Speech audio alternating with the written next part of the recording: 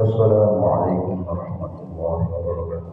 وعليكم السلام ورحمة إن الحمد لله نحمده ونستعينه ونستغفره ونعوذ بالله من شرور أنفسنا ومن سيئات أعمالنا من يهد الله فلا مضل له ومن يضلل فلا هادي له. Bapak-bapak dan ibu-ibu yang dimuliakan Allah Subhanahu wa taala, kita mengenai kisah-kisah para sahabat radhiyallahu anhum dalam bab ketabahan menghadapi kesusahan dan cobaan dunia. Kisah ke-8, kisah Islamnya Sayyidina Suhaib radhiyallahu anhu. Sayyidina Suhaib radhiyallahu anhu dan Sayyidina Ammar radhiyallahu anhu memeluk Islam dalam waktu yang sama. Pada waktu itu baginda Nabi SAW sedang berada di rumah Sayyidina Arqam radhiyallahu anhu. Kedua orang ini berangkat dari tempat yang berbeda untuk menemui baginda Rasulullah SAW.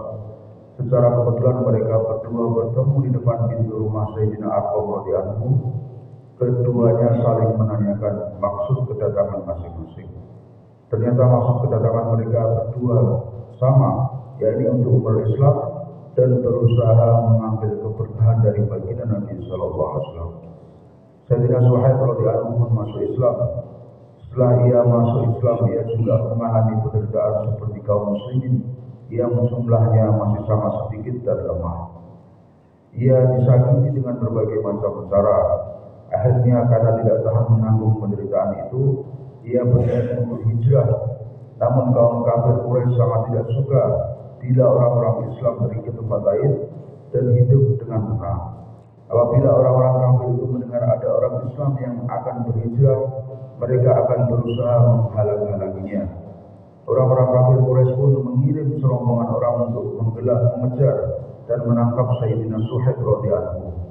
Sayyidina Suhaib radhiyallahu anhu membawa satu wadah yang penuh dengan anak panah. Ia berseru kepada kaum kafir Quraisy, "Dengarkanlah, kalian tahu aku pemanah yang paling mahir di antara kalian. Selama masih tersisa satu anak panah padaku, kalian tidak dapat mendekatiku. Jika anak-anak panah ini habis, aku gunakan pedangku untuk melawan kalian, sehingga pedang ini terlepas dari tanganku. Setelah itu berbuatlah semampumu. Tetapi jika kalian mau, sebagai ganti nyawaku, kalian akan kuberitahu tempat hartaku di Mekah, dan aku akan memberikan kepada kalian kedua budak perempuanku. Ambillah semuanya." Kaum kafir menyetujui usul tersebut. Sayyidina Suhaib radhiyallahu anhu menyerahkan hartanya, kemudian melepaskan diri. Terhadap kejadian ini maka turunlah ayat Al-Quran, وَمِنَ النَّاسِ مَن يَشْرِي نَفْسَهُ ابْتِغَاءَ مَرْضَاتِ اللَّهِ وَاللَّهُ رَءُوفٌ بِالْعِبَادِ. Dan di antara manusia ada yang menjual dirinya demi mencari ridha Allah, dan Allah sangat penyayang kepada hamba-hambanya. Surah Al-Baqarah ayat 207. Ketika itu baginda Rasulullah SAW sedang berada di Quba. Saat melihat kedatangan Sayyidina Suhaib radhiyallahu anhu, dia bersabda, "Sangat beruntung perniagaanmu wahai Suhaib."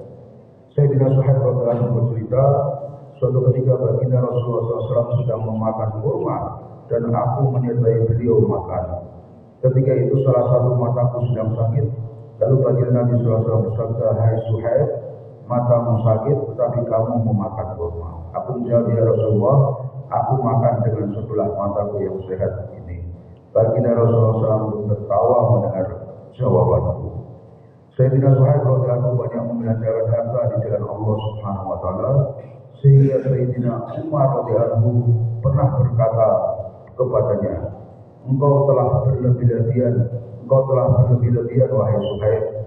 Sayyidina Suhaib radhiyallahu anhu menjawab, "Aku tidak menggunakannya untuk hal yang sia-sia." Ketika Sayyidina Umar dan hampir wafat, ia berwasiat agar Sayyidina Suhaib radhiyallahu anhu mengimami sholat jenazahnya. Cerita ini disahkan dari kitab Ushulul Quran. Alhamdulillah Allah SWT, itulah kisah masuknya Sayyidina Suhaib radhiyallahu anhu. Semoga kisah ini menjadi teladan kita atas pengorbanan beliau di jalan Allah setelah harta dirinya untuk agama Allah Subhanahu wa taala. Dan kita amalkannya dan sampaikannya kepada saudara kita semua. Subhanakallahumma bihamdika asyhadu an la ilaha illa anta astaghfiruka wa atubu ilaik. Assalamualaikum warahmatullahi wabarakatuh.